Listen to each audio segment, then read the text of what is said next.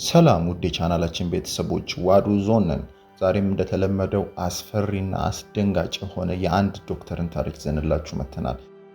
ቪዲዮውን ከመጀመራችሁ በፊት ላይክ፣ ሼር፣ ሰብስክራይብ በማድረግ የዩቲዩብ ቻናላችን ቤተሰብ ይሁኑ። እናመሰግናለን። ነጭ ጋውኑን ለብሶ ፊቱ ላይ ፈገግታ ይታያል። በእጁ ደግሞ የብረት በትር ይዟል።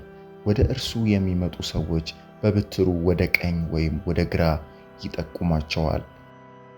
ወደ ቀኝ ከጠቆማቸው ለጊዜው በህይወት ይቆያሉ ማለት ነው። ወደ ግራ ከጠቆማቸው ግን በቀጥታ ወደ ጋዝ ክፍል ለሞት ይሄዳሉ። ይህ ሰው ዶክተር ሳይሆን የሞት መልአክ ተብሎ የሚጠራው ጆሴፍ ነው።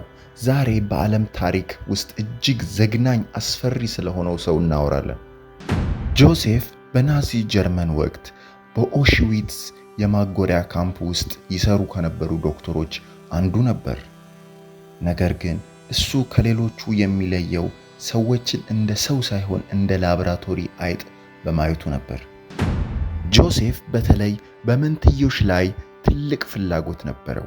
በመቶዎች የሚቆጠሩ መንታ ሕፃናትን እየለየ በጣም አስፈሪ ሙከራዎችን ያደርግባቸው ነበር። የሕፃናቱን አይን ቀለም ለመቀየር የተለያዩ ኬሚካሎችን በቀጥታ አይናቸው ውስጥ በመርፌ ይወጋ ነበር። ይህም ብዙዎችን አይነ ስውር አድርጓቸው ነበር። ሁለት የተለያዩ ሕፃናትን በአንድ ላይ በመስፋት መንታ ለማድረግ የሞከረበት ዘግናኝ ሙከራም ነበር። ይህን ሁሉ የሚያደርገው ምንም አይነት ማደንዘዣ ሳይጠቀም ነበር።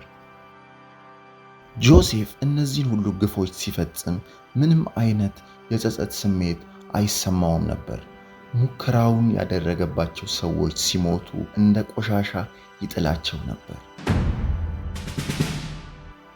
ጦርነቱ ሲያበቃ ጆሴፍ እንደ ሌሎቹ የናዚ ባለስልጣናት አልተያዘም ወይም አልተገደለም።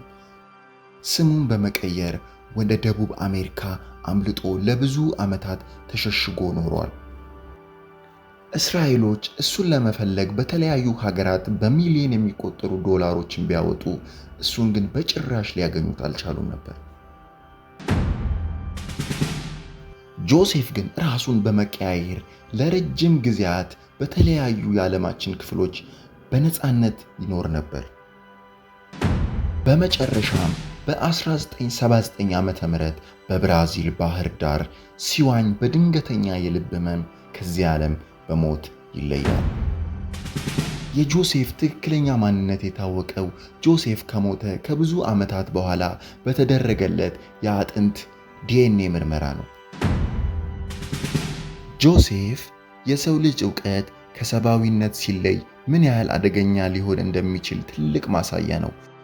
እሱ የፈጸማቸው ግፎች እስከ ዛሬ ድረስ እንደ ጥቁር ጠባሳ በታሪክ ውስጥ ይኖራሉ። እናንተ በዓለም ታሪክ ከዚህ የከፋ ጨካኝ ሰው አለ ብላችሁ ታምናላችሁ? እንደዚህ አይነት ታሪኮች የሚመቻችሁ ከሆነ ይህን ቻናል ላይክ፣ ሼር፣ ሰብስክራይብ በማድረግ የዩቲዩብ ቻናሉ ቤተሰብ ይሁኑ። ስላዳመጡ እናመሰግናለን።